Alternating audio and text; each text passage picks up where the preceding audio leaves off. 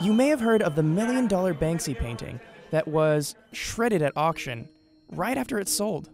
Now, art experts think that it could be worth nearly double. But why? How is the value of any work of art determined? We'll be honest, it seems a little bit arbitrary. And was this the destruction of a valuable piece of art, or the creation of a new one?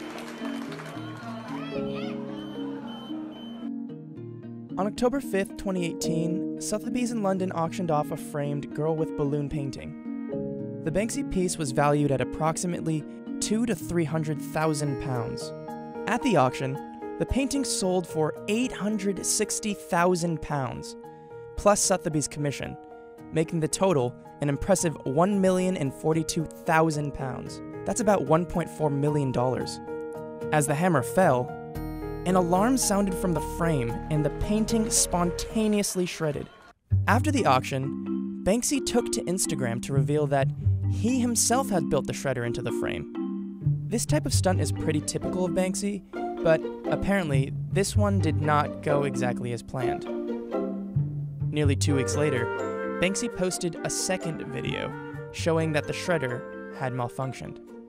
He claimed that it was supposed to cut through the entire piece instead of stopping halfway.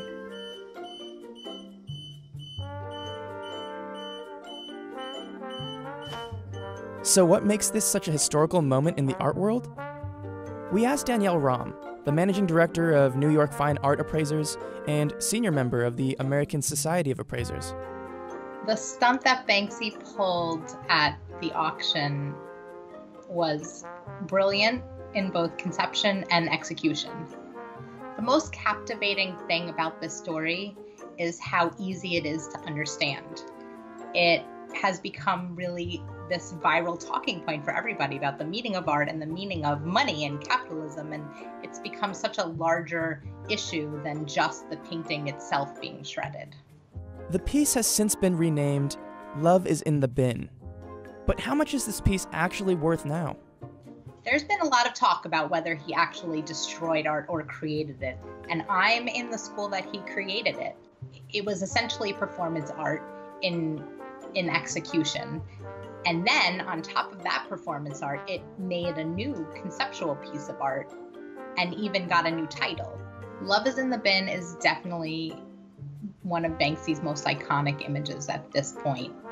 There's been a tremendous amount of media coverage about it that certainly self-perpetuates and makes it worth even more than it would have been anyway, but it's burned in everybody's mind who has seen that video. The moment where it shreds through the picture frame is not going anywhere.